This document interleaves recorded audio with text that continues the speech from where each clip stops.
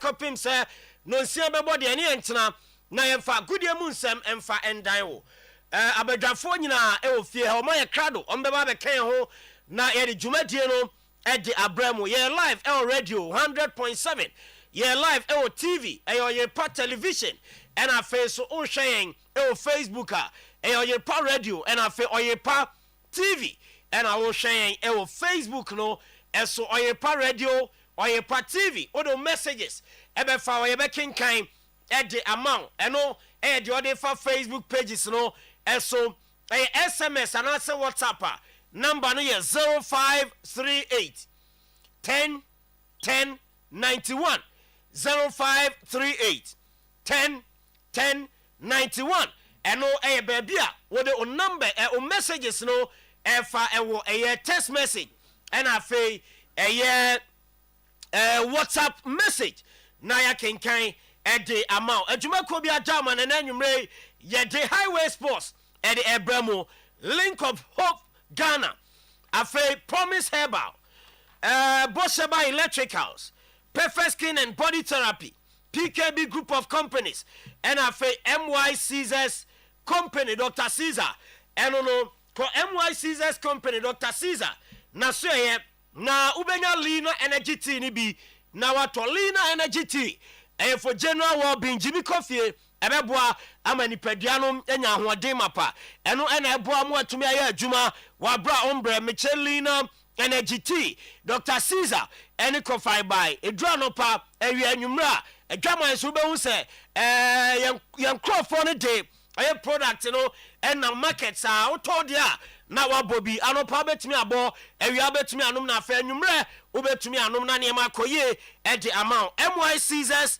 Lina energy tea and I make come for edge amount and anwumre ye fam and confirm wo ma ye adwuma edge amount ni nyina ne se unya adwuma nye na pese uton e product ni bia oba ye be ma bi na wakoton na uwia ye do commission edge amount kama Fraser 244 46 26 89 0244 46 26 89 MY Caesars Company Limited and on Dr. Caesar Nasem na make we PKB group of companies one more dealing in brand new car tires car batteries and so I want to say open car battery papa I am no the other two can so ben antikama a PKB group of companies car tires no de na mo ho de papa ahodo ni nyina yen na yema obi ope enketwa e de ahyekas enketwa ma ubenya bi ope cartais akese e de ahyekas akese ma abenya bi ewo yasoye afeyo security doors a wusi dan ni wie na ope doors e de sisi aye ano a ye ho e na ado ani che no abeji security doors ni nyina bi ewo yasoye ni nyina ne se yen de no ye fa e de free European countries a omuye known for the best security doors a PKB group of companies Tafum ese enkramofo ese no the opposite ho ena yewo New Road Junction ewo tafo ewo nso yewo ho wodu ani chem ewo tension ngwa brigade ewo so behu yen ewo ho ena fe fori kromoso a PKB group of companies ye branch bako ewo ho ye number edi dituma no 0209 170 030 0209 170 030 afa 0501 485 115 0501 485 115 PKB group of companies the number and I'm dia to dwano afa perfect skin and body therapy my skin no enyefe perfect skin and body therapy and a beye no aye ni ye e de amount ni nyina ne skin rashes oye free ho stretch marks ahodo obeye free ho na so obey ebeko Kochano ebe free skin nania perfect skin and body therapy woman na na omaye ni ye ade amount flat tummy yebe ma bi obe shatade ebe fatal obe you awem am obi ahun say body no ayefa perfect skin and body therapy and ado ani chem ewo yaso body slimming ye bi amount and afa body enlargement and also ba ye be bi the amount Kumasi Bushen Abraham Junction Accra Osu Akwaje Park City House Abron sign mu Takra de Ketan Junction Episoft Lodge Hotel eho ɛna yɛwɔ a yɛdi adwuma branches ne mmiɛnsa deɛ mabobɔ so no ɛwɔ Ghana man mu a yɛ numbers ɛyɛ 0553 312 911 ɛna 0272 453535 Perfect Skin and Body Therapy. Be perfect. Bosheba Electricals.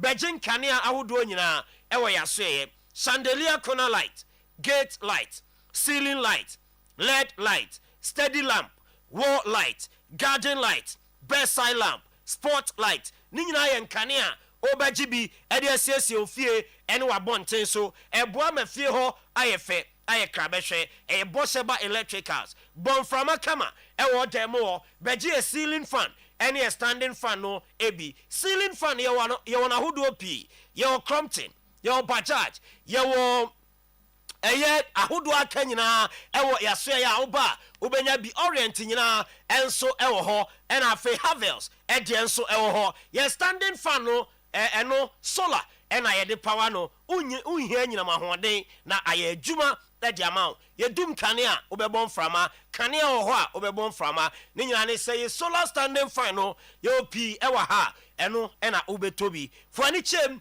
ɛwɔ yɛ branches yɛato apete ɛwɔ Kumasi Adum PZ yani kejeti market edi animhwe antata akofo dan ni mu enso PZ te ho nso ye ho and afa prisons runabout biaya Oyerepa FM Oyerepa TV ye di adwuma de free no sabron sign ni mu ba ye branches no p and ewa ha frey was 03220 30838 03220 30838 and afa 0536 095 966 0536 095 966 Promise Herba enso ma adupa we ni ya bibidro a eboa ama immune system no enya hoodene de bia meka ese immune system no womni nipadua no asojafo no benya hoode apomo omutuo akum nyadewa anasa atamfo a ewura nipadua ni ma ye friend yade no eno abibidro a Promise Herba diaba no ena eboa ama osojafo a ewo nipadua nim no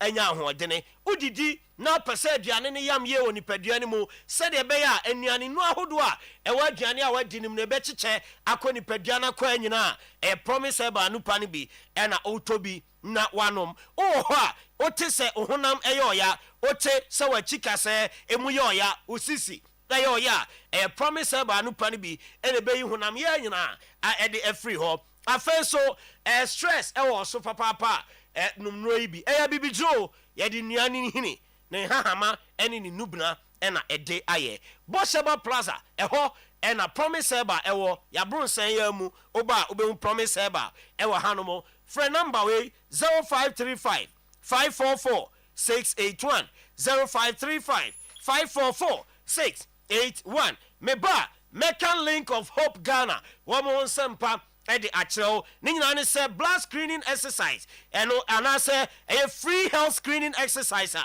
ɛtɔ dwa no yɛde ho nsɛm ne nyinaa ɛde bɛma ɛwɔ dwumadie ne so sabre deɛ yɛkɔ amanɔne na nsɛm a yɛboaboa no ɛwɔ nkurɔfoɔ nkuro so yɛde abrɛ mu ɛnɛ anwummerɛ ɛwɔ dwumadie ne so yɛwie a shaker ɛde afisɛm ɛbɛba ansakra ɛna abadwafoɔ abɛjoine yɛn na yɛtena mu akɔpem sɛ no nsia ɛbɛbɔ ame asɔre nkonya ne so na news team ɛnso abɛ take over with news at 6 deɛ teɛ ne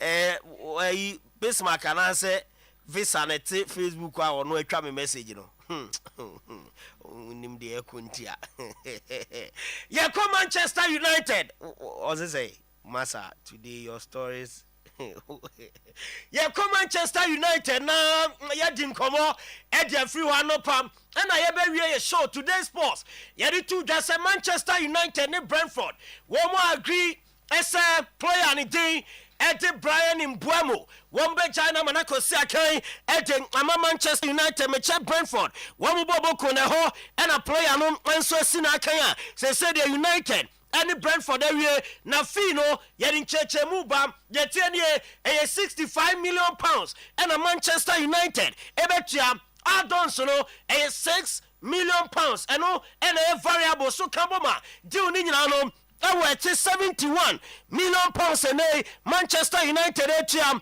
ɛte ama Brentford wɔn mu atim no na onim sɛ sika United atiam ɛkyɛ 71 million pounds no ɛyɛ 4 installment enti no ɔmbɛkyekyɛ sika no mu ahodoɔ ɛnan na United adi nka atua baako ɛwɔ mu a ɔmbɛkɔ akɔtua baako na ɔmatua saa akɔpem sɛ wɔmbɛtua sika no nyinaa ɛnso awie ɛde ama Brentford wɔn mu bɔɔbɔ no na deɛ teɛ ne sɛ Brian Mbeumo wɔbɛpie mu wɔ United a ɛyɛ 5-year deal ɛna ɔsan ɛde ama Manchester United ne deal no ɛbɛsi 2030 na mmom United ɛwɔ option ɛsɛ ɔbɛ extended by additional year na akɔ 2031 ɛntu ka ne nyinaa bɔ ma ɛyɛ 6 years ɛna Brian Mbeumo wɔba mabɛsi akan ɛde ama Manchester United wɔn mu ɛbɔ bɔkɔ no ɛnom ɛyɛ details kakra ɛwɔ ɛyɛ deal no mu na United ɛpɛ sɛ wɔn mu fast track deal no sɛ de bɛyɛ a player no bɛ join wɔn na pre-season no wɔba abɛyɛ training nti nyame yɛ adom a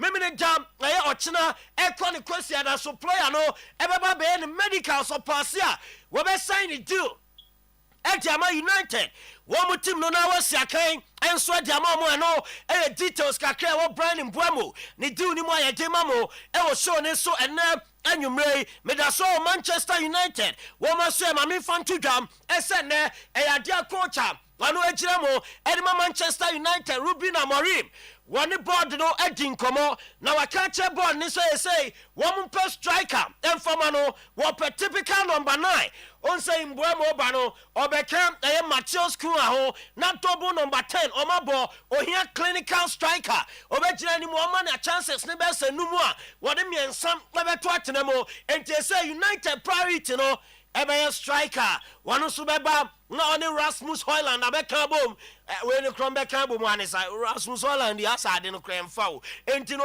ebia ɔmo nya striker papa bi a wɔbɛba bɛbɛnkye Rasmus Højlund na ɔno abɛbɔ ahead of ɛyɛ Højlund a ɛnom na yɛsɛsɛ priority a ɛwɔ United ama coach a ne din de Ruben Amorim wɔne board no adi nkɔmɔ ma yɛsɛ ɛntiaseɛ yɛ adwuma United ɛbɛ prioritize the signing of an attacker ɛnso bobo kɔ ne mu a ɛno ɛyɛ gye ɛba yɛde ma mo ɛwɔ ɛyɛ dwumadie ne so na mɛkɔ Madrid kakra na madi nkɔmɔ hɔ na story no mehu ɛna mesere but ɛyɛ reality ɛwɔ amanɔne na ne nyinaa so yɛ na yɛ sikasɛm ne nyinaa ne sɛ mebusa sɛ wodi 18 years na wɔyi a ebi kora bɛka kyerɛm sɛ na wɔ SS2 anaasɛ SS3 a wobɛwie wate aseɛ ebi a obi wɔ koro bɛdi 18 no na efe kora no bɛwie JHS so obi bɛdi 18 no ɔda so ɛhyɛ ne maame kɔna baabi ɔho adeɛ sɛ no atwe mattress ato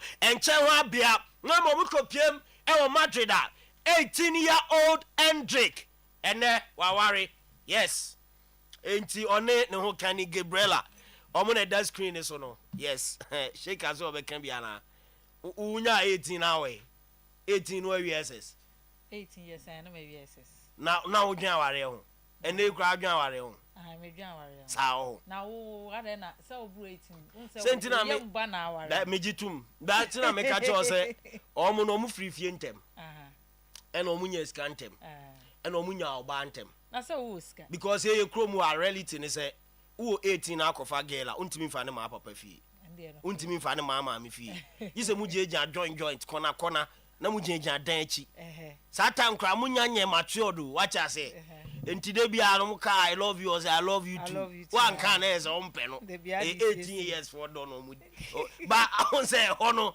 radi yanko for enti Hendrick aware na Gabriela kan sem bi ohun same ewo eye oma ware anim na mbechechem na ema ne fa ebeboa Gabriela say oko supermarket ewo eye Brazil oko na Hendrick te ba bi sa mo bi sa te senka bi a yakokuma city mo na beba na Solomon Kata metinkonwa na wa abontini so ba bi a miamiam phone oso hu abrante na no say akoe de me spec oye fanboy satan kra no onyi din o no born kra o nimbo biasa e wa no pinchen no on say me ma so de dodo na e cheap anti Hendrick no e cheap kakra Gabriela say okoya na oh yes oh can I have your number you look so cute and Hendrick oh no problem no obobo number the man or say ho na identify and sakra na kwai ebeji din a obebo Madrid na so hempo a best 15 years na we almost started train plan nti na ware na baso e Brazil ma bom atade kama a chese omo die screen so Hendrick at age 18 waware ne girlfriend I friend Gabriela enso ewo ho a ye de ehon nsem no de ema ewo eye dwumadi no erade Jude Bellingham yes anti images ni bi na fly also no yes our any pictures ni bi and air fly also come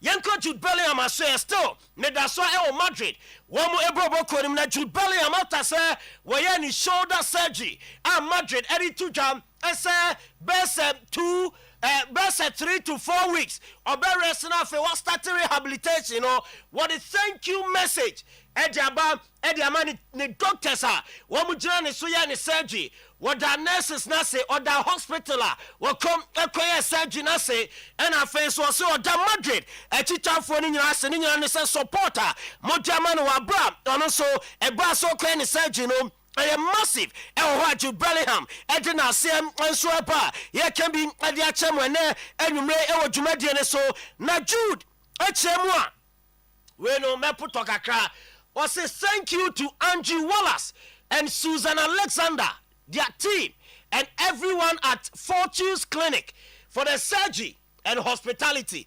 Enti omu kabo omu womu ye shoulder surgery no enti we kuta se kind of doctor no was say mami Caesars na nurse na fa de amano o say mami cotton no fa de amano say mami spray no na alcohol no me fa so kakra minim say mo de alcohol kan wa bateno de enti Andrew Wallace Susan Alexander and a team nina one when the leading the surgery no was it a big thank you to Omo clinical surgery no London a Fortune's Clinic or the Aseda area Kramomo ne krakra no say to Ivan Ortega and Dr. Lace for traveling to support Wemum a Madrid team doctors Ivan Ortega one on the leading Madrid woman a team doctors and I say Dr. Lay so it can be one with the dinner chief from Spain ever PMO England one here SS surgery never so and I force it finally to everyone else for all the wishes and messages of love. Yes, the process to come back has already started. See you soon. And to Jude Bellingham, come on, it's our Obibiara or wishing the world. Obibiara sending a message of encouragement. Was a processor all femuna was about Bakabesia Kaino. I shall say that Antino and Chakramube who know Jude Bellingham. And so about Wasabesia Kai at Diama Madrid. One way Bobo Coneno, a thank you message. A branchano at the by name when you may yet there won't suddenly be at him, Mamo. Ewo aye dwumadi ne so me guso amede nsamne ba na mekom makoya aye we dey free Fulham wo mo poboko no aseye reporter minya any say Fulham any Arsenal wo ma reach agreement ama say Reece Nelson wabeye aye Fulham player aye 1 year loan and then Fulham mo for Reece Nelson and the France na boboko ni initially nanka aye Arsenal pesa Fulham eto Reece Nelson permanently in common tonenko and a Fulham said there be a sika sem no from kakra ntimo de mama ya fe baako na ye mfanfa player no ye wia na ye nyaska kakra because yes ye betonton players bi anya kakra de agu ebotom ye ba ye betimi aton outright na fe wabam abebo e de ma permanently ye say Reece Nelson it do no a loan deal from Arsenal one mu team no ojiram ewo Fulham no akosi akan ensom etumi ede amomo a ye de ho nsem no ede mamo ewo dwumade ne so Antonio Conte Napoli manager last season Oje Scudetto Edison and I so Italian Serie A wakasa na unse say Kevin De Bruyne abeka team no and oranum edi to just say o he Kevin De Bruyne level na masa adia odi beka team no or say oberezi level no ediaman Napoli and you said De Bruyne are very experienced or see De Bruyne ball no masa onimbo pass no 20 year any African Luka chama bese Lukaku afi obeto ntena papa e wo Napoli wo mutim no mo a eno Antonio Conte no so dia wagin ebe na enumre Scott McTominay Scott McTominay. Shooty. Scott McTominay say the best moment I want to carry mu and it's a Italian Serie A trophy no at the SN9. So I say winning the Scudetto is the best moment of my career. Napoli midfielder Scott McTominay. 1978, I was so sad, so bobo.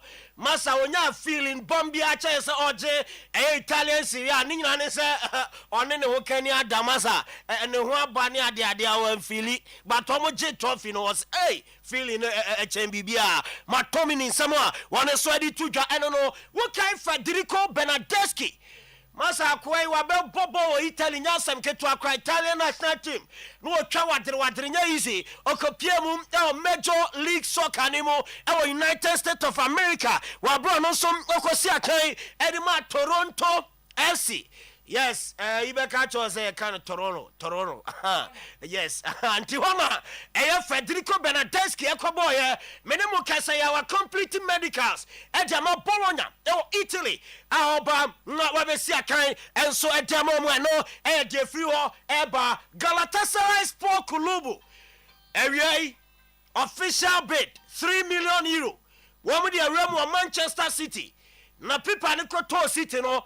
Na yo mu akakra ni nya ne se City te se yes Galade bid bibo na no mu nim player kro omu bia bid ni mu Ederson goalkeeper Gala your goalkeeper number 3 million masa mo fa krata ne nkoyenye enti Manchester City Ederson onye goalkeeper samai wa mo beton no enti Galatasaray bid no abade na mum nya dia omo City won be jatum ni nyina ne se Pep Guardiola egidi se Ederson e for me an important part of the squad what the omo be ya adwuma afia ye dem eno so nsem no ediema e wo eye dwuma die ne so Bayern Munich yes omo e monitor Xavi Simons e wo RB Leipzig Xavi Simons dia tuja so eye tenya obe free Bayern team ni mu obe free RB Leipzig team ni mu omo enfa mo next season na sika Bayern ebetia no eno ena say omo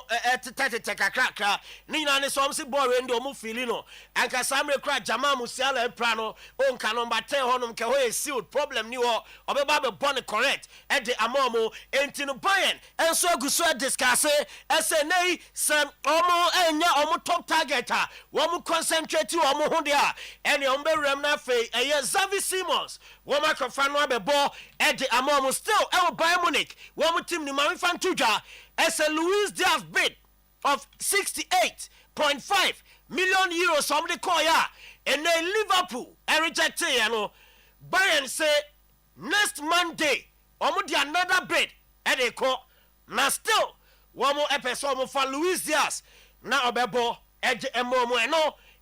Luis Diaz and the Bayern and send some the baby akodra yede ehon sam no e de ema e wo show no esunti Monday Bayern be prepare another bid the scan bi e de be kan ho e de akopiem Liverpool wo ma hye na mom wo mu gidi se e sika Liverpool e ko to be se 80 million pounds no eno de omu ntua ba de kakra e be to 68.5 ne so e bi e be dru be 70 bi na de akopiem e England Liverpool wo ma se no ma hwese o e bia eno de Liverpool be je no ma ja Luis Diaz e de amomo na wa be si akan e de amomo a ye je no so na ye de microphone cross nsem no ye de si ene enwumrei e wo eye show no eso Link of Hope Ghana we no a free screening health screening I deba eno ameka onsem na Link of Hope Ghana no me ba choye jumakua eno ewo United States of America omoni Ghana Muslim Mission akambom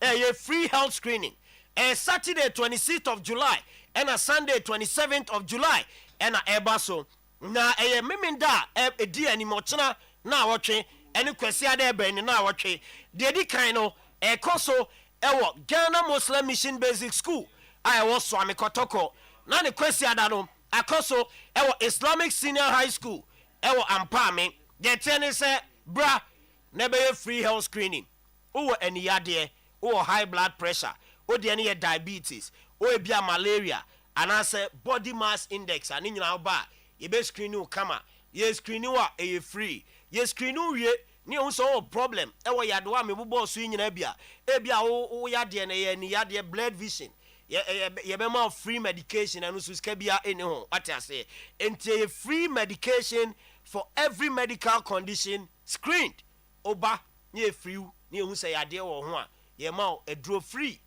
what I say enti no eno e link of hope Ghana and Ghana Muslim Mission wom e na aka bom the free health screening at the eba e anopa no nwotwe e kopim anwumre no 9 and adwumadi ne baso Saturday 26 July ochena na awotwe Sunday 27th of July kwasiade be na awotwe de edi kan no ewo Swami Kotoko Ghana Muslim Mission Basic School and at the tosumienu which is kwasiada de no ekoso Islamic Senior High School ewo Ampame free number we na ginchi mu akabia 0244 932 592 0244 932 592 na onso watumi edi nkomo ewo ho na wako akoye free health screening ni bi na yade ohwe wanhwe na wantu ase a yade no ebetu ase nti entwen ma yade ntu ase umu ntu na ase tino yemfansie Medase Solomon Carter. Yes, yeah, BP no kosoro. Aye. Very necessary. Yes. And then if you are that, oh, you say no akomupe. Yeah, bre papa. Me ka de bia say nipa. Aye. Koje bosusi mi bremo mi sumanti. Mi sori ahomache na monti du fiada na me shawan kona na akora me moto ni me poku simanimu a. What's my many? Yes. If you don't know to me, pork, and idiom, and find them. I mean, Sumanti, maybe as well. Yes, so how much is so on you say, opportunity in Tramushan. Yes, or Tramushan, Ubiabeco. Yes. Those who just graduate. Gradina. No, be the one who are doing it. And one to my pebbles were Frebby. Nina say, I said to them, why I bay. And that a bibeco or Chinebibeco. Nesika bobo ado bebrebe visa na menene kasa me kasa visa antwa na ma me ozi solo endo so mam say ade why dey bi na akwa me wo fa ase broda o tifie wo ho ekro timi bie me pro no ase sa me nta ade hye na me just ka o ase enti no ene ye kwadwofo so en amache the combination indeed if you are so the car kasi debi enti no seka obibi ka e fa mame Monday no to de obeka nyina emfa so lo na yi we anoma me say sa na tie de a bingi from Paul Manso Adakabre was a Brian in Buemo is trending more than Chelsea winning club World Cup. If you are big, you are big.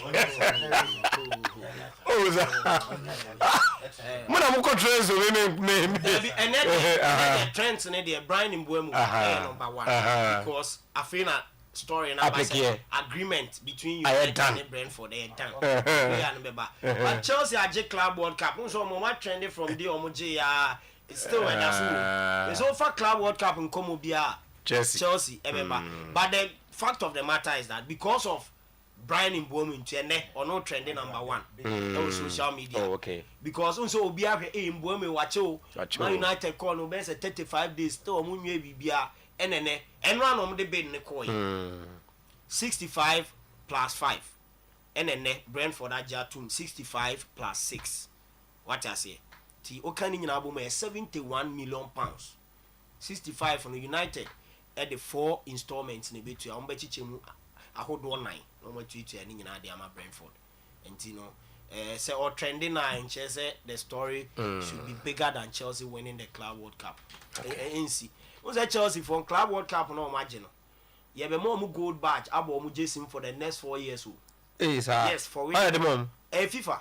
what did that na there be unse we ni first time aba and FIFA can see su dia say team bi obeje Club World Cup ni bia no ye be man gold badge for winning the Club World Cup e be boni Jesse Musa for the next 4 years ye be bo foforo ama new team age na new team no abe take you over the badge sana FIFA World Cup tie what I say nti no Chelsea de ombe bodwa aguye so ache some mechanics especially chita for na Ghana no ombe bodwa aguye so ache is it Chelsea for no mu di nkomo kra na metete Man United na no me kai call Brian in Buemu na maami bi enyem wa wokra mo omo to ne badi but still the yene say yetimi anya no nti no na no me ka sa asem no na Messiah testing say Zulu can if you are me ka say baby o ka say that was Messiah boga channel Messiah sami say wa share Bobby nti no acho ene wele dia yi ne be bo na manache ache no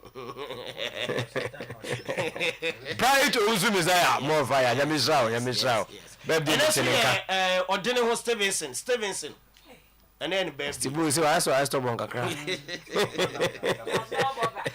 nka fast ka we kwa tiko ati ahoma ne da so waza Tibu ampa no kre wo mle say pressure kakra ba ntino montina se sa o pressure be raise sana mokano o tenti go ha yenka no radio so ba okay pressure kakra wo fi okay ya tena se why so waka dia ya dia una onim say Tibu say ne ho kan wo ye nche waka dia ya dia to ntino pressure kakra wo fi nti ya mo fa nche ne kada se Solomon Kata obetua ano de kala ontimi nka say kala ntua kala betua yada se Solomon Kata yemfa dokre ba ko de aka no ema yana tiefo e wo local no mu kwa me pe won ho se soloti asema se pa soloti asema se pa chese bibia ni we be ma solo aye bibia ya asitremu yetwamu she ore me ho na abo abuza akọ ntino ebia ejina mu a ni je la mu so anu aka wagu ni je de ende e ba de ya mentwuma yes ntino ya wo she Stevenson a special birthday happy birthday baby obia nyankopon insura no na onya ne kese na ne da yesu nyina oda wo susu bia se wo se be mma no embrem na ska ne mra bebre ska ne ba na ebi su yesu na what is Stevenson sika da de Stevenson here me ne ye more things o yet nothing na okay all right into Stevenson ya damase mama emrai na yemeto aso Kwame Adomako watching the show live at Ashtown. Good evening Clementino, wishing the Black Queens the best of luck in their game against Algeria comes tomorrow. Kwame Adomako ni message this evening on Facebook. Yada say we see a Kwesi Owusu. Good evening, watching the show live from Abu Dhabi. Here police station. And Kwesi Owusu ehwe Eddie Efri. Adriana Basin Mark at long last in Buemu to Man United is done deal now. Left with a striker and a goalkeeper. United will be great again. GGMU. And I am solo. Glory Man United. Okay. GGMU. Adriana Basin Mark. That's where United niana. Okay. And also Liverpool YNWA. Yeah. And Arsenal there COYG. Come on you Gunners. Yes. And Spurs so the COYS. Come on you Spurs. Onya Chelsea there. Chelsea there minyan team. Chelsea there. Chelsea. Hey, noise pollution for no. Hey, go for you today. Let me say. Today you are too late. Okay, nala kwasi ate yadase yaba we are back inti sa enetie. Unana will stay. Nala kwasi once again. Okay, Unana they will say obeti also better bench. But obetchem from our chire ho. Wasa sa day. Remember with me Nashi camera. I have a soft spot for United aside my Barcelona. Nana kwasi once again. You matuwa iminia. Hey Solomon Kata. Wabo achu. Me identity. Also wabo achu. We don't have Mark. The way I did wabo achu. So group achu. Hello Tino. Because ya wari Ni mse nwa. so I don't know Ni mse wana was wabo group achu. Also hello Tino. Good evening. Please. Can you please tell good management, Debbie? I think Sankari Kotokonecho, good management in the Can you please tell good management and communication to bring more videos and pictures from the training grounds on YouTube channel and thanks we Afrania in terms of Kotoko management and also omone safudu so mon kombane na omon fa more videos and pictures and free AJ emla ade bibi ko so ana listen and watching live from Manson Abore Abdul Malik Fosu Junior the message ena mede ekoma Helen Nana Ekuya Dakwa aka Sheka na fi washa ase ashekifie ede amayen na ene owansam ne yawa homo ena wode ebrayen ye ene eye mesofo awoda minister in charge Tana so Gethsemane Methodist Church Reverend Nathaniel Diadot yes fire papa ene Reverend awoda nti papa na me wensha wonto nkom na omo akoma so di nyina emrem adomu mfra domu kwa domu na west na de bon yen no mfra domu kwa domu no radio no wawura mu a no preach okuma FM na ahakra so wonya akonya abebo west wa hapa nti no yefa akonya so na ye no special birthday as a radidi afe ede aka nemfie hom and so Mary Egu yes Mary Egu oko school ewo Kwalebu nursing training yes we know new edubiase habitat ene brono a wote so wo sister Grace Egu ene Egu family ni nyina asian kamom na ye Mary Egu special birthday there what dey ba no special birthday to Wendy Efriye Asante owo UK birthday wish every catechist Nana Boachi Yadom woni abusuani nyina ena ereshe Wendy Efriye Asante UK special birthday yenyina so na sheka enshase na ene onsheki emfa emmayen. Okay, I was say why they stop the flute Tino so what fella no ho John Kofi Asante ena ebusanti sheka obaso hunti ukaguma na oba na de abewura ho. Yes. Yanko. Okay, Oyerepa 100.7 and highway sports and atnasia I didn't something na e de ebremona in some na e de bremono bubrude bebo rem na watchi mu en sama etuto dwa e wa mama wo de so ekumasi krodwa mu a in crime football mu no ye de nyina e ba be sommo e wo ba bibia mu wo bia na ntentem so no ye hyase ne ye kwa kopiem so e wo President John Mahama na so ye thank you to no otimi e be piem e wo kumase na say de oba ye na obepiem ano in some of the two dwa bi ne say also omo Ministry of Sports and Recreation no omo dwendwene ho omo toto ne ma se kwan bia so no 6 regions aka no omo betimi anya stadium na omo de ama omai Ghana yenti ensem a ore tu eja.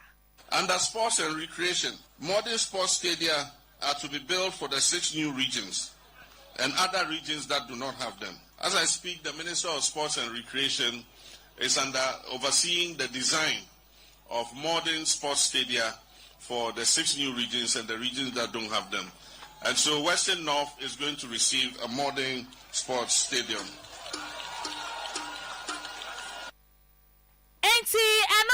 Sama Ghana man penny John Mahama eritu eja elho na Kaiser Chiefs be PMO ewo Kumasi ha na omini Kumasi Asante Kotoko IMC no playing body no na technical team no omuko PMO ewo KNUST ho eno mkoshia enkola omaye omo pepa omaye omadwen se enei dachi bia no omo bebo football ekotutu omo fo kakra chire omo ne ewo football mu na omo free ono omo de omo ni echiemu ewo menhia ekoshia oti kokoso na nanade nsam dodo na so etimi etuja yankoni enkotie nsam a omokoye no na watwi mu no nsam anana erituja ewo ho Kotoko and Kaiser Chiefs together, and I'm sure you have a collaboration together in respect of advancing football and bringing South Africa and Ghana also together.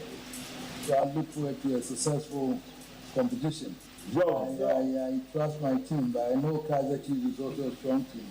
But they're coming to, where are you playing, Cape Town or Durban? So make sure you let them score, then they come here. I send my regards to the Philippines, and I thank him for also expressing the desire to expecting the team and everything. So I thank you for coming, and I look forward to a favorable, brotherly competition together. Thank you very much. And nsama opem so ede to dwa abra Kaizer Chiefs ekopie mu ewo menhia na eno ene de efri ho no ba yenko pie mu so ewo IMC member coach Akwasi Apia ono so edi Kaizer Chiefs on anim edi omokochia opem so no omokoye no omo de nsam kakra eto dwa enei omo se eye omo ahonhoaho se omanya Kaizer Chiefs for na omo ene omo kwakobo ayonkofa kansie wo South Africa and afei so omo akwa abasonko kra yentie nsam eno so odi to edwa. Coach Akwasi Apia. Normally it's easy if you're on the pitch and you do your thing, but talking in front of you, it's not actually my thing. I'll take this opportunity to welcome my brothers from South Africa, Kaizer Chiefs. We are really privileged that they've come all the way from South Africa to meet us in Kumasi. We welcome, and this is our home. I believe that hopefully you'll get opportunity to meet the king himself, Otumfo. But since you are here, I will take the lead to take care of you. See this as your home. Because when I came to South Africa last 2 or 3 weeks, you made me feel at home. And I've been to South Africa about 10 times, but anytime I get there, if you compare South Africa to Europe is nothing. South Africa is actually, I would say Africa, that is our main place. Well, I hope that supporters will be part of this trip, and then they will see how South Africa is. I'm actually pleased that they are here. We'll do everything in our power to make sure they feel at home so that they don't report us back home.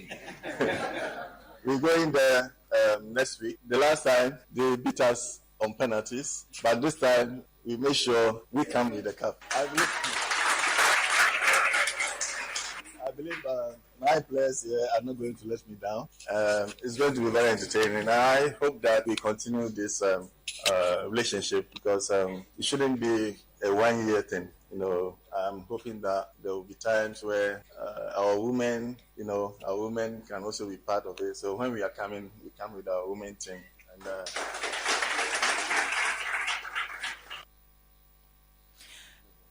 Kabori enso eden sam kakra etujwa abram ko piem wo ho no no so eka se eye ahonwaho a so ma be piem e wo Kumasi no mo invite biggest club e wo Kumasi amo ma be piem e wo South Africa no makobo ayonkofa akansie yenti nsam a ono so edi tu edwa. Good morning everyone. Molweni. You are capela. We have some South Africans in the midst, I see. First of all, my name is Kabelo Busilong. I'm representing Kaizer Chiefs Football Club, and on behalf of the chairman of the club, Dr. Kaizer Mataung, and the management and the whole team, we are honored and privileged to be here in Kumasi in Ghana. Kaizer Chiefs is one of the biggest clubs, is the biggest club in South Africa. And we felt appropriate that we wanted to invite the biggest club in Ghana to come and play us next week for the Toyota Cup.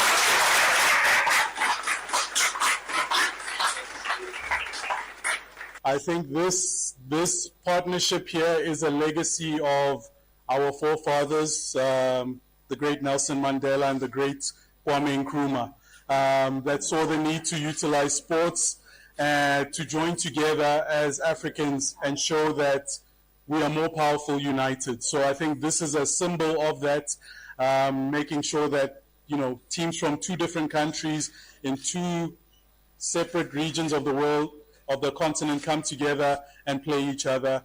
And it's testament to their legacies that we are building the future in terms of making sure that Africans, us as Africans, utilize sports to make sure that we benefit our countries and our communities. So thank you for welcoming us in such a lovely way, and we're very honored to be here. Kabori and also eden sam tuja abram be piemu e wo Kumasi yenkoni enko the Ghana Football Association omo aseye communication director at the Ghana Football Association Mr. Henry Asante Chum eden sam kakra atudwa wo chimo say wafcon na ene Black Queens ebono omo an starting year kra but omo bo omo homoden kakra say at least ombetimi eremu no makopiemu e wo semi-finals no yenti nsam no so odi tuja. When you go into a tournament with a lot of new players, this is expected. The first game against South Africa didn't go according to plan. I think we played well, hit the crossbar on 3 occasions, created a number of chances, but the players were a bit jittery.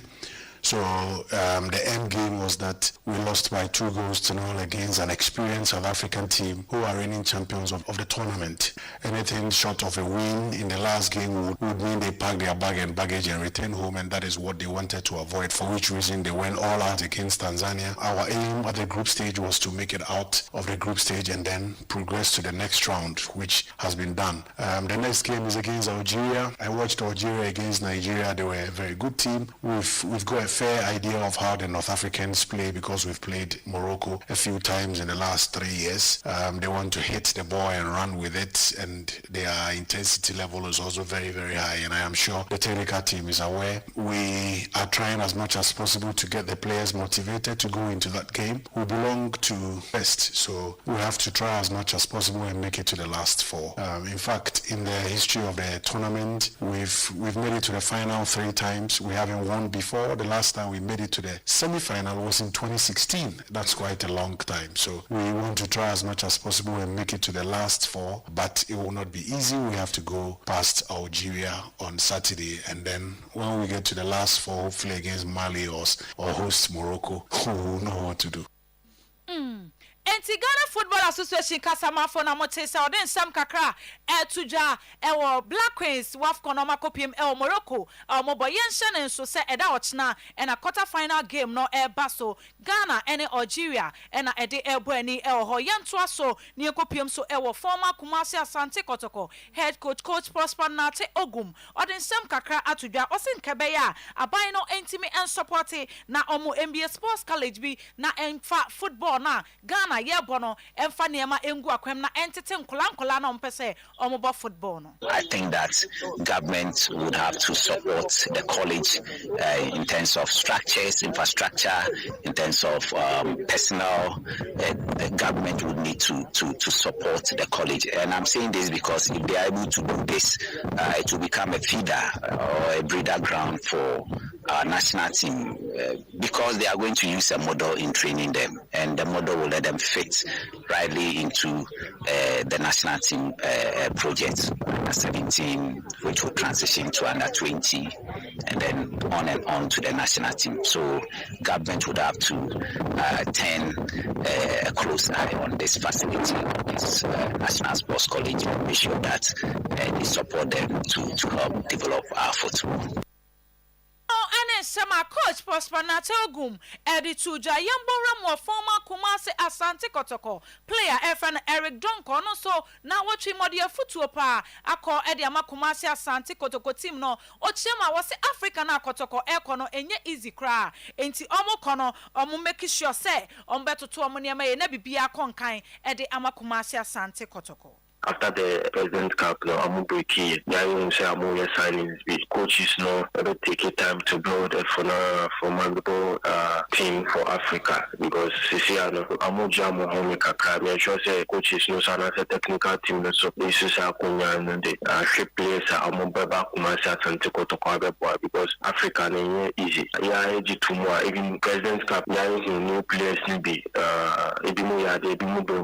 opportunities. No, my boy, they did very well, but to me that's not the standard that Kotoko supporters no epe, because Africa na yeka wasem standard no so players na mo signing almost top players, and last season league no be no jamoye nti the coaches would want to build a team nti mean to me kase from so hana from so player dia coach na assign and as management assign about Kumasi Asante Kotoko to college so yeah there nti aka time so wa Kotoko just no na wa chair supporters and as our chair as soon as yes already say Obeshe Kumasi Asante Kotoko just no higher level. 30,000 Ghana.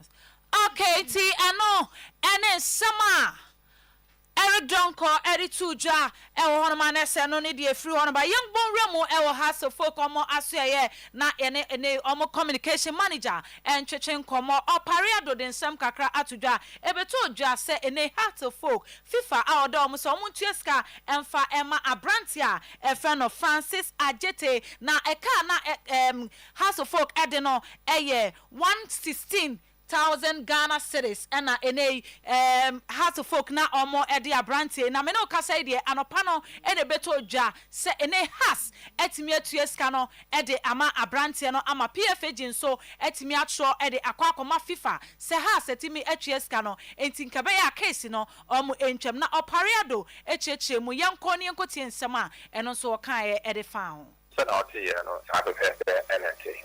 Francis, I give ruling now on the call. Players start to say, Ghana has a year, and Pijas has the call council. And I do open for and making sure say, near to say, yeah, now, you being acting on in January and Chicano, you could hear Chicano at the man Francis, I give after payment, so we have also notified the Football Association, and player also has to also notify his lawyers so that we can say indeed when we said we have paid, we have actually paid for it. So we don't owe anything in relation to Francis Ajiti any longer. I think there's another one. There's also Muguzo Amoye arrangement on. The one that has to do with Renee, our former first director, and also our time period, and also before while it's a ruling, we have to do the needful so that within the 90-day period, and also it will be clear.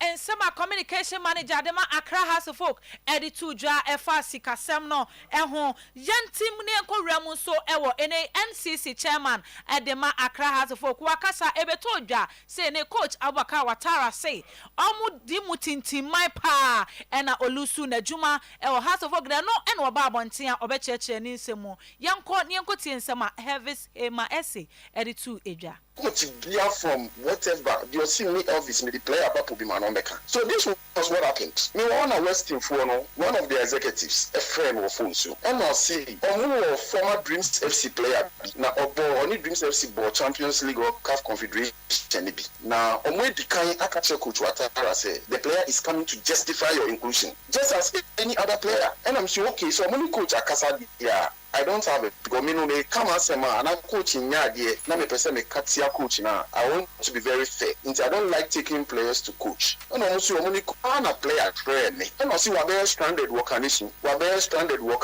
Na said you or buy wa friend is me infame call. And I'm sorry about that. Me na me number ntina na me infame call. So our infan also work condition. And quickly no me arrange car man say on full car embassy asi na me shiano. Michiano me could do Pubimano. Just as usual, a lot of players were there. Will be any player, but I am sure even if you are a board member, you might have recommended a player to the coach. What more a national chairman of NCC media mean to me and recommended during to justify. I'm in reading for any player number. Intimation me didn't go do and the players need go park needs to be bring and then coach your coach. And the Gina coaching chain. Team manager Gina Ubi. And I make a chair and coach said this was a player recommended by Western region. Now my information is a coach is aware. Coach yes or away say pay fair or ana coach yi ni phone e woni bottom free Solomon Agbisi e na otwi no ni ko din ko ma be say some 5 minutes obey me no ka chem so chairman Solomon a confirm say boy no good na ni nyina na ball confederation cup no nti no we will also look at him and I'm say coach I don't want to force a player on you so assess him like any other player and then if he is good you people can keep him. And in summer NCC chairman Dema Hearts of Folk Elvis Heyman Ese edi tuja efa in samana coach no eka edi efa no yambo rome na watchi mu su Kumasi Asante Kotoko signing so mo ye the babon tema ne ye official no players no edi nsambi kakra etuja na watchi mu abroma be pie mu ewo Kumasi Asante Kotoko Lord Adabo ekopie mu Kumasi Asante Kotoko secretariat na watchi mu na jo kosin sign the contract na sesi amno ka say dia brand no abe Kumasi Asante Kotoko player na wose bae no ene eye na hohoaho a na afa nsu Kumasi Asante Kotoko enso so hwe team na omo history background bi e wo ho yenti nsem a odi tujwa. As I said, I'm someone who is more of an energetic player, physically strong, and I'm much more aware of my surroundings as well. Yeah, and when you say an idol, to me, I don't really have a specific idol. I take inspirations from a lot of people. Yeah, I always look up to kind of people I've grown with, people that I have played with, and they are at the top there, and people I don't want to be like. when you grow up seeing people that you don't really want to be like in the future. Yeah, that's where I take my inspirations from. There are people around me who knows more into this club that I would be definitely taking advice from. As I said, it's not just a club, it's a club with a rich historical background, you see. So there's a lot involved. All the people here, their heart is so much attached to the club. So when you are playing for Kotoko, you are not just playing for yourself. You are representing a whole kingdom. People whose hearts are so much attached to it. And I'm not just here to represent myself. I'm here to represent every individual, my family, and Ghana at large. Yeah. Enti Lord Adabo na mote so den nsem kakra etuda Inusa Adamson so ekasa wo se na wo twen sa opportunity ene ya wa bei no wo twen sa opportunity no na se si a wa bei de oba be make history e wo Kumase Asante Kotoko. Me ball right wing meet my ball as an attacking midfielder, but time na mo wa fande na me ball as left back.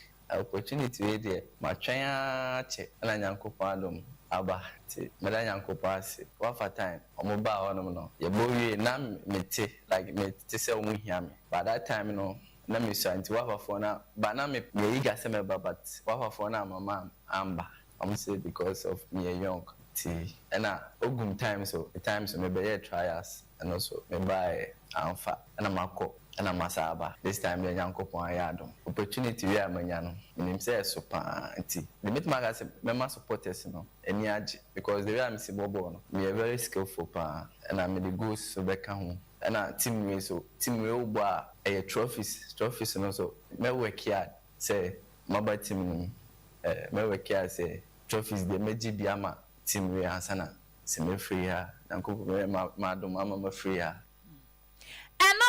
Sama Inusa Adams edeto eja abrobe PM Kumase Asante Kotoko Abubakar Shaibu nso etimi den nsem kakra etudwa na ose wono de waba no fans no more expect more aggressive work emfree ne hono abrobe PM ewo Kumase Asante Kotoko. Very delighted to be part of this amazing club. It wasn't easy and it will never be easy to sign for a big club, biggest club in Ghana, Kotoko. I was very happy when I first heard I had a call from Kotoko. But first when it started, I was hearing it from people and I was surprised because I wasn't expecting it. So I was really happy to join this amazing club. Sometimes I heard from Sharif from Tamale. He played for Kotoko.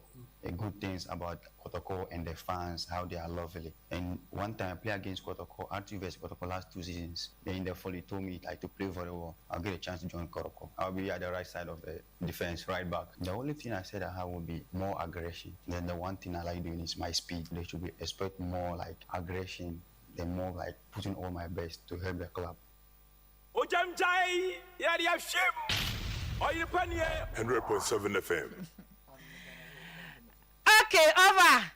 Yantin Simon Naja, Yanfania ma engu akwem. Over yankopie mo house of folk. Na yantwetwen komo kakra fan free ho. Has on say no amede betu dwa say abrante efeno Prince Kwabena Owusu.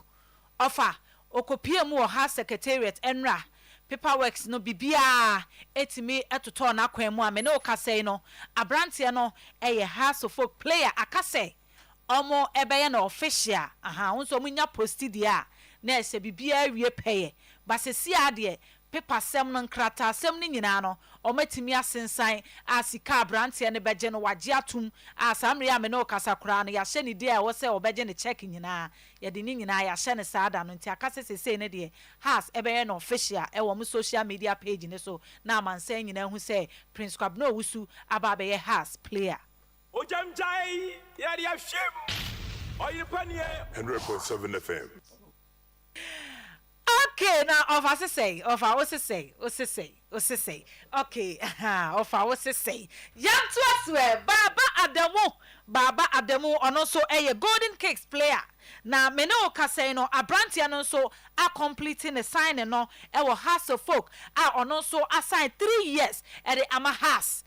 Was signed 3 years at the Amon also so Krata Samno, Sika Samno, Makabi, Bia, Asesiano, no so no Akase. Has edebetudwa on be publish to on social media handle no sabrantie de sesiano wa ba be ye has player on se anopano mo paleo do kan ofia ha se efri samre ye koya no ombe sha ase aya announcement no nti se efri samre ye kona no mote se ye bo kwam no wusu ye bo ene baba damu a na se ne de tu dwa no eno ana etimi abem wo ho no mo no Ojamjai yari afshim Oyerepa 100.7 FM.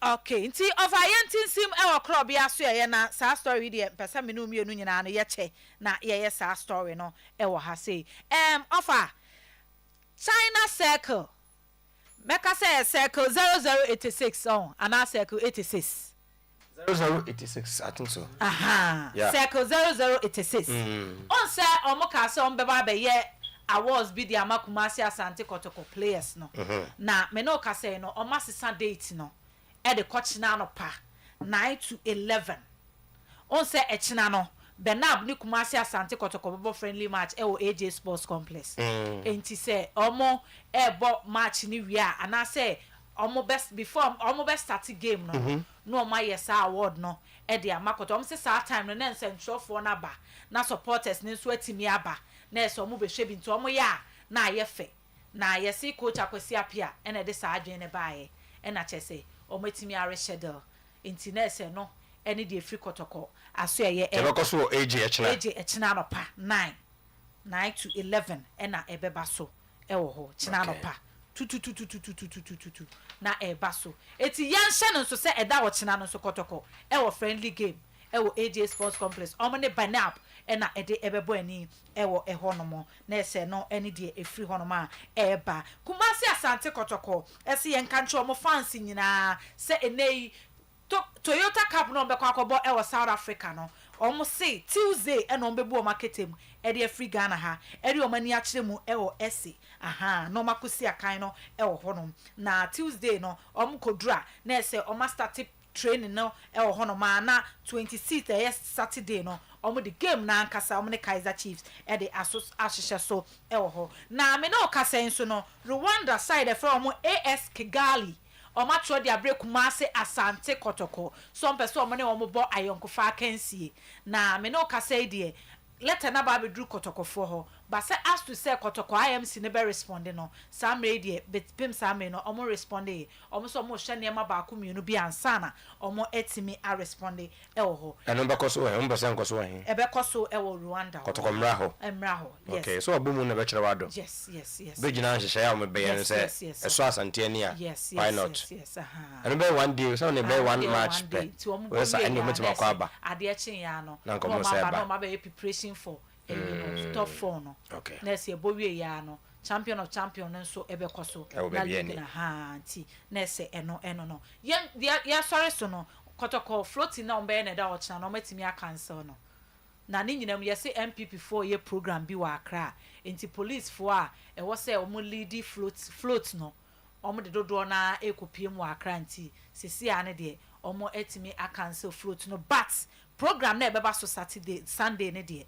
e wo Kumasi City Mall no ebeba so ti police for be se du me be du ma chomunya bi float ebe do so Kotoko supporters bebrebe aha ti enya amaso enya amaso but Sunday ne de so explanation about mo yes no almost sponsorship deal omo nya no omo da na dia che fans no Sunday sa program no ebeba so into offer Sunday obi se chemu no meda mo de obi meda mo di meda obi anti na IT campaign no omo so adanadi see minim se jimata ka dia tum so obehye na chidi a nyanyi ntomo dia say I just enjoy oh okay I want to mention it no via DC okay more fascina asem yes na o fa ha na me kusa se ya na o ka jo fa se ni na me ka se to boss so o fa o enye easy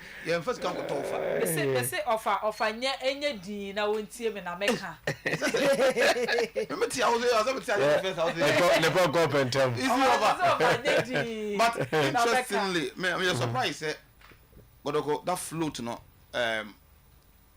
the meeting say woman enough security men e man guide them ava na say ade o mo ye peaceful ade we are proof for those na be die ni mu a na say ade fufu bi ho a we die chairman Alexander Menu woni vice Patrick mon come for binche na yo mani ma mu die asa no mere asa na making na police no eso fa ni public ka hu wala na ni die kapin nya so as no ko wala die ano die boys it wa juma o strike a wo me ya yinu je say so we took to police to civilian ratio no from yes nipa ba kokra be fa nipa be say delegate conference of yes is going on there me sure say bibi aye so I dare say omo ntokwa na so omo decision omo ko aye so bia kwa to sense yentumi nya kakra bi say 20 bi omo ko machi and omo koron na esienya we dey no case no anodin but whatever okay program na dey be koso you don't underrate security so omo na omo security expert and omo na bia na bi su ho kra no aja unza anya adwuma ye hwade no ani but the security officers omo go deeper than us omo chemo de ba mo sa sati ba ku kra kom sa sem pasa so ho so kra anyo waso mo ko TV sa okay ntino and I can say they are the security officers are omo go deeper than us you see it no you give them the benefit of the doubt na omo aye sakotoko and stop kotoko from that be so awareness second on come create because you won't take another advantage it's a matter of watching no omo nti omo various radio stations na omo man 40 you see omo yes and man I think say to go down where omo program no atime akoso nti no I don't just omo betia that teacher man Alexander Manu ne Crawford mun diploma guys no straight every Oyerepa omo for the leaders are ebi e person Crawford no bi be kan yadwuma e kotoko dwuma dia omo die any problem say radio for no be accept say momra na mo promote enti no mamontina say eno antumi ama so nye float nko I want to believe say even the radio no na say media no crowd be getting more into people's ear than no ebi anka monam ka kom na mu twam edi ba no shefi no mpia want by media ndie obi are listen to radio obi are watch TV and I think say it will help so over that's another alternative suggestion with them good over so far so good here we are now what you need to know there if you know what you know asase ebesi ne na shaker ebo so ready to joy there are interesting stories a course I want to you House of Folk Ouattara and the supporters no over I don't think say na appropriate say Ouattara say if Obeba out to be mentioning names what does it a decision was taken by the board whatever the case is omo and what na say and Awaja Tum say you will still work with the team but in another capacity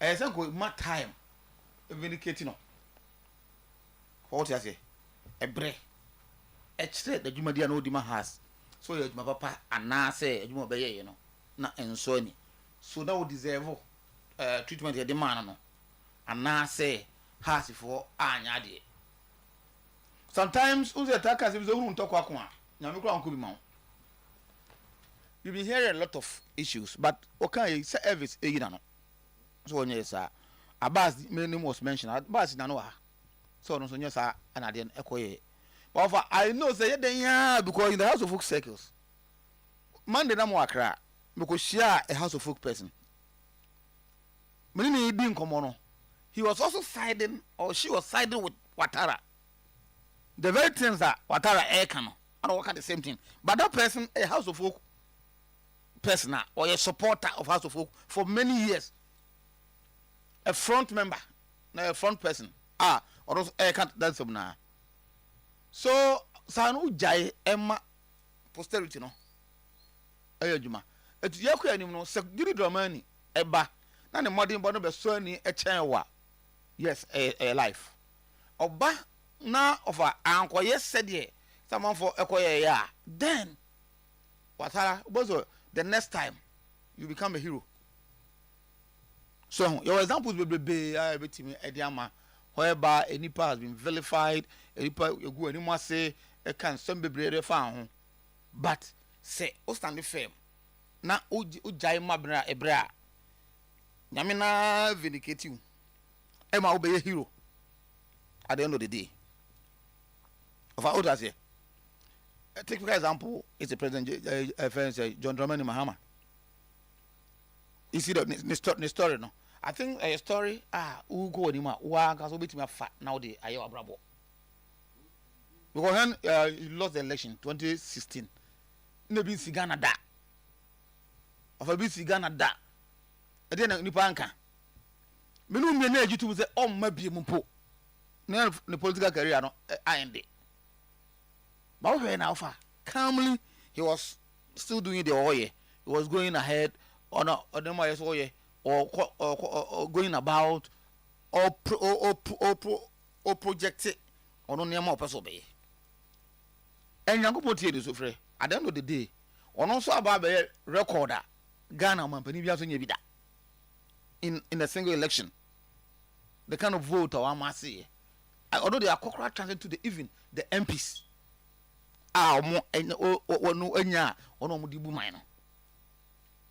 So a story me say Watara I started kasa any side man I say to myself say me Ben coach Watara can catch no and nadia and a home be here na say relax because I no say house of folk at rainy heading key so he was a coach like Watara or about what another coach be Zakuba Kennedy right. So we are but no a bar say no the house of folk no maybe learning from the sea or really heading there no they've sat you down mau another opportunity where you advisor to the board right so madam house of folk now so I'm looking at say over all your house of folk now supporters no when it is that you are at loggerheads over just imagine the bit me see so better how they are that piece no now say now no juma. But nanka all can say now can call the so let's leave it. Let me say two parties no. At the end of the day, it's about the house of folk no. And here of them do we see a house of folk house of motres cano ediama agete to the extent that the PFAG actual ediama FIFA notify FIFA say has a tres cano to you know.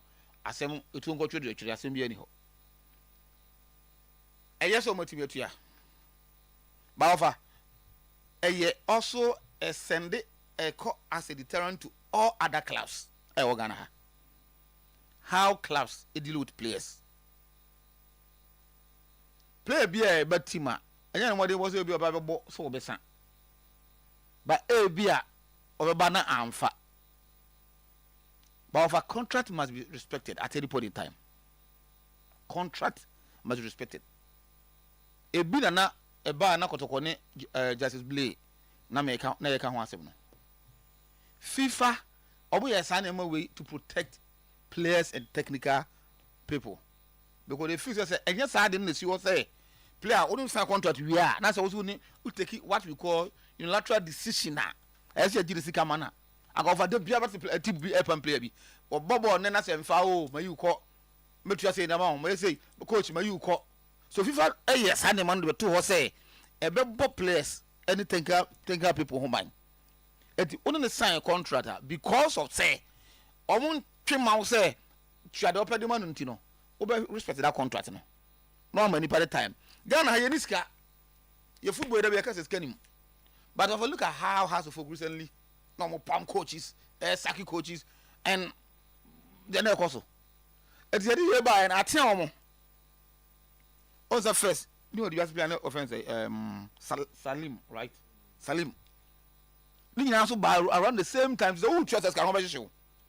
Next time, you sign a contract with your colleague, Tima, you respect that. It's a better Ebano. 7% you will be so the bano. Salim, dear no. You sign a player. That's also own player any BMA. Now we take it as a main player any BMA.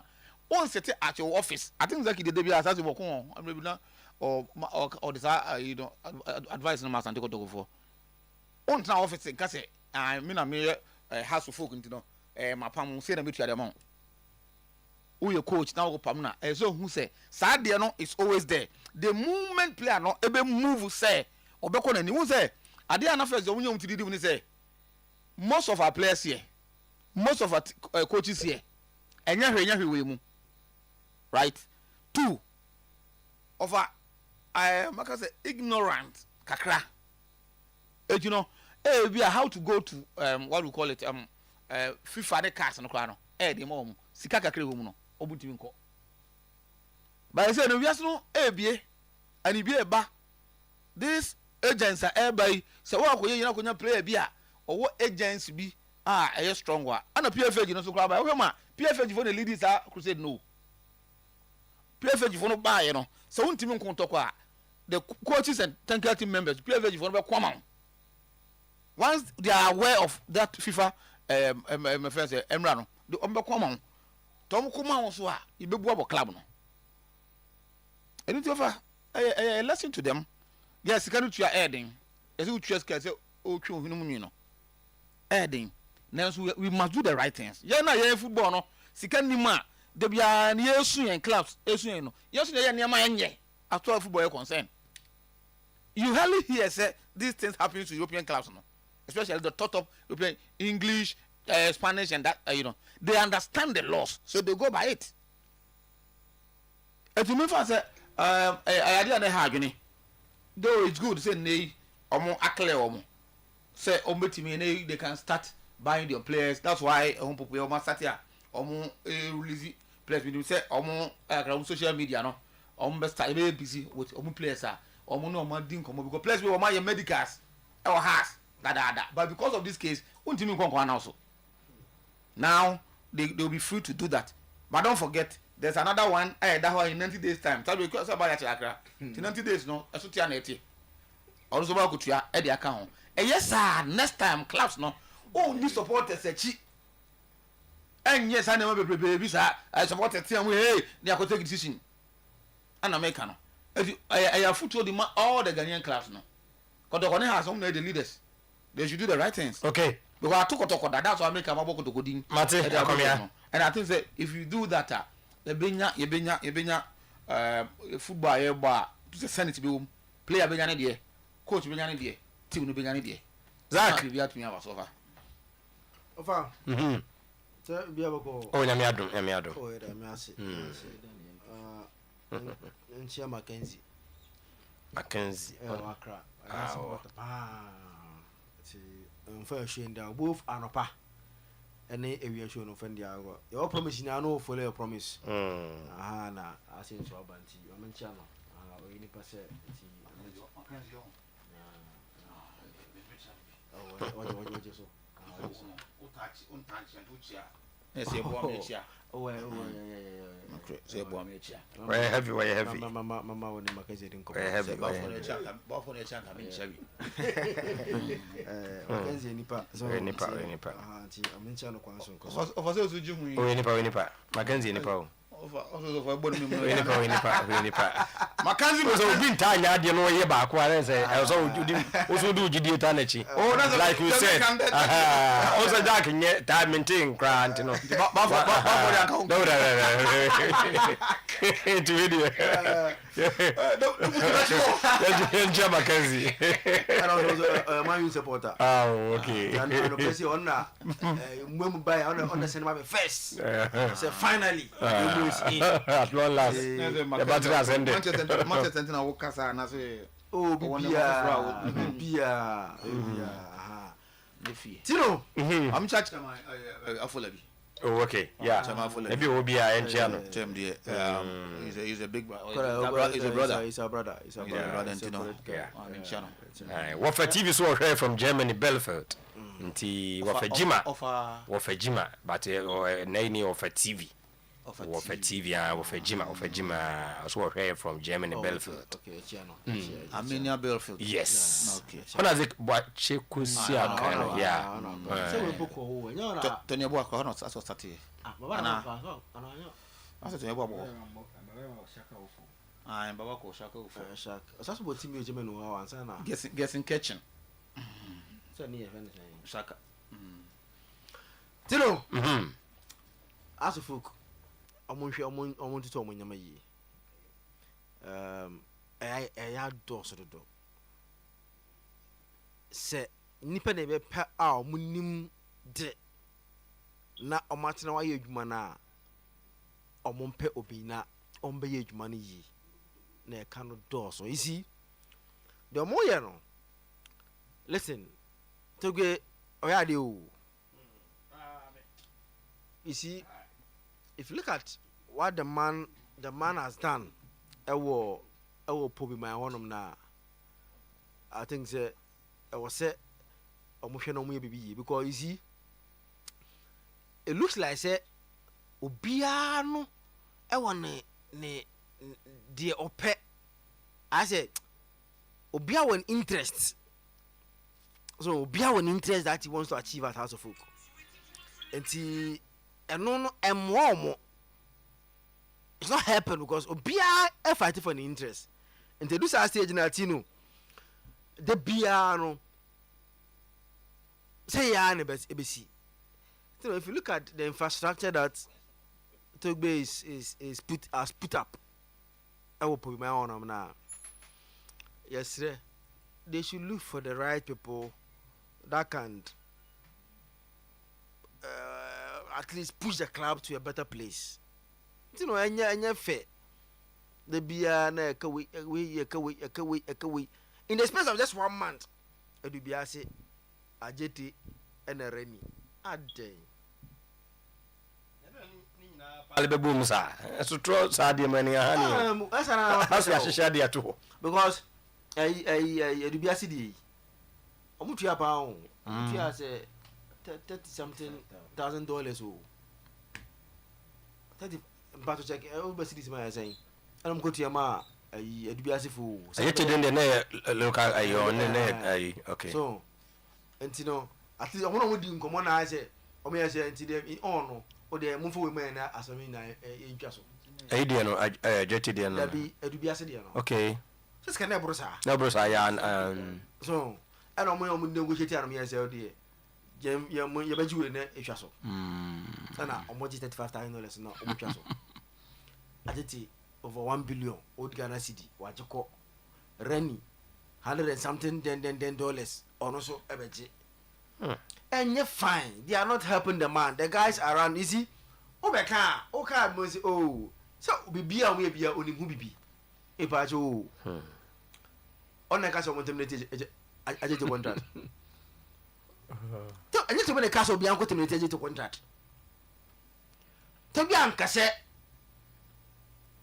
at least Salim deal we no. And your foot, your moral team, no, and I will convince you to be at least explaining to him how to benefit from the Salim deal, no. On the side, open up explain now, on say, Tino, she said, Obakache to be say, Salim, almost 400,000, almost 4 billion, it be a side discount, until almost 5 billion, no. Bako so ba wa hwe sa place sa skewe eto place okroma o so eto place o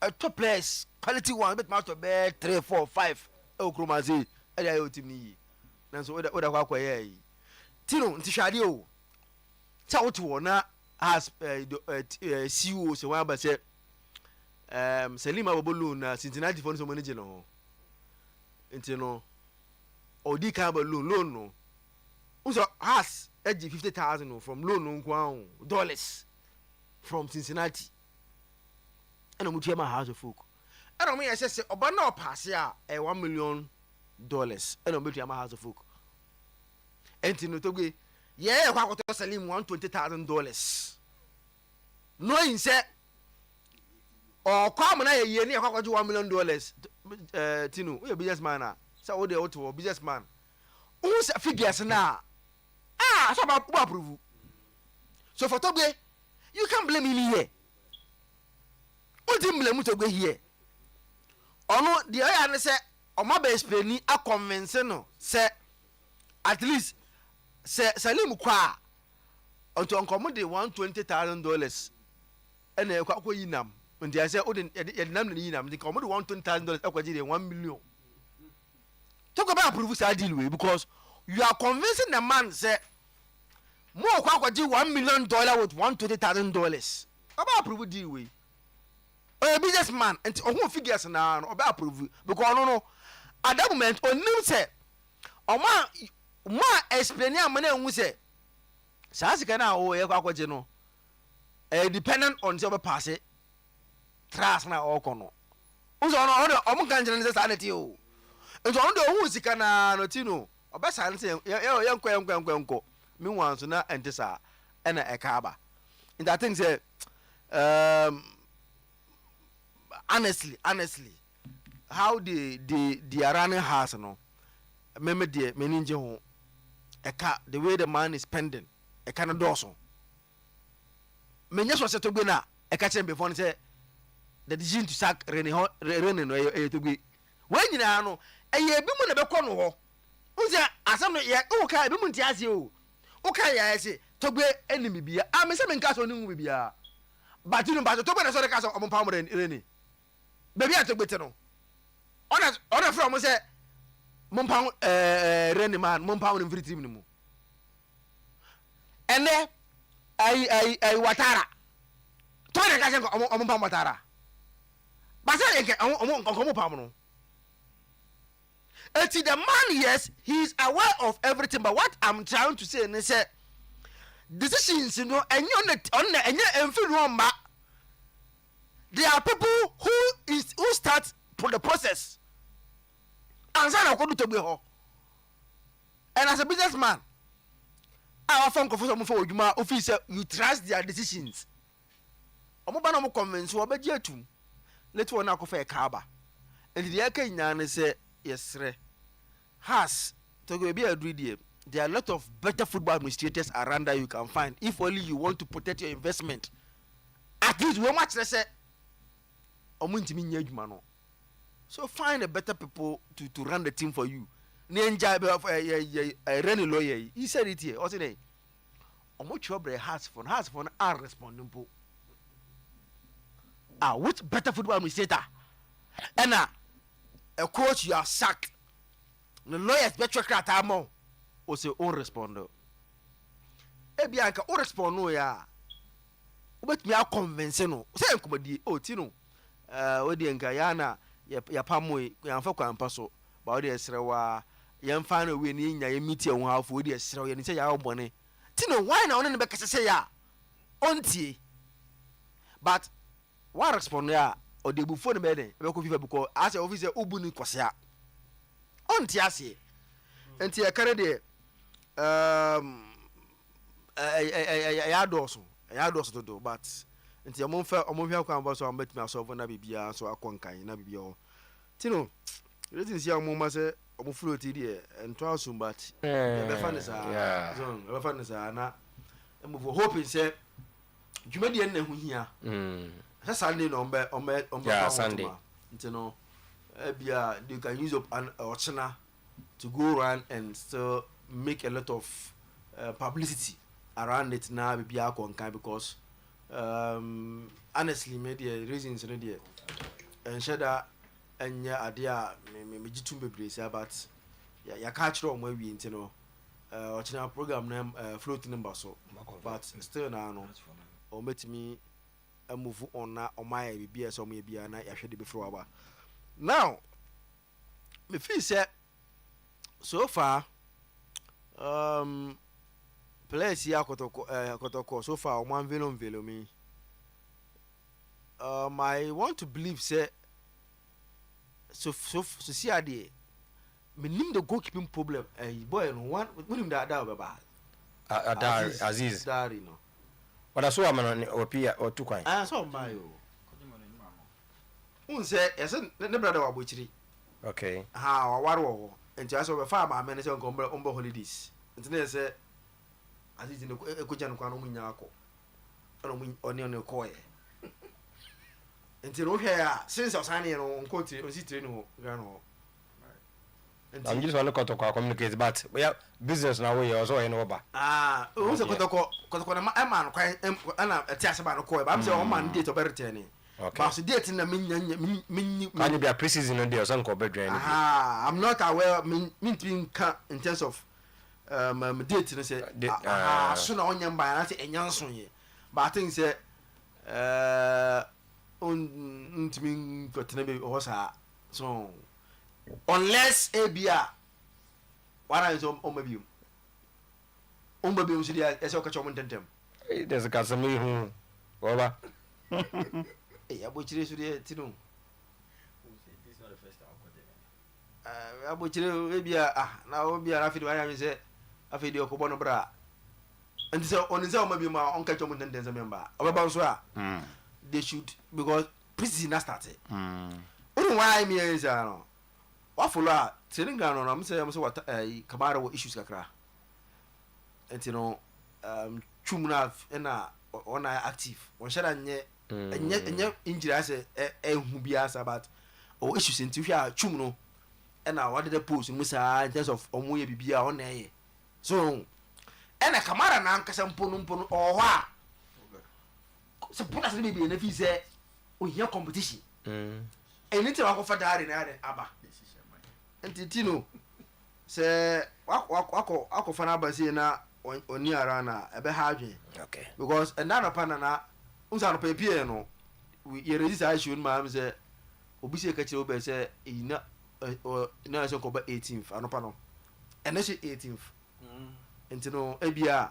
Bia no bia obedwa no mo be confirm so mbo Tuesday nti so once obi aka 18 na anye bia obi aka na kwata kwa no chira ne na yi the ne discussion chiro and am so bi say ka chene ka chu be say o ya we say na eso ko be 18th and then say 18th no say the 18th enye enne and most of place dem o mala na enyumre Ghana aboche place no do na no enyumre no belande. And you know, let's see what will happen. Say by a free watching cost, say on free Tuesday, you know, if Obabe do come and say no join the team now, because Kamara needs someone to give him competition, and it doesn't look like supporters. Oh, they say Chumu bet me man competition now, or he and so okay. And see, share from watching from the friendly game tomorrow. At least you have an idea of how the team go share training or more now. You clearly see how the coach wants to play. You say, Makase. So called 3 more forwards and 3 attackers in the 4-3-3 system. And it looks like I said that's how Zito is building the team. Or make a copy of South Africa or Kosia Cantino. But I say, Zach, maybe balance and so. But before that, Golden Case player, anything, any Baba Ademu has a folk a confirmation here as 2 years deal. Omaneno every into Baba Ademu.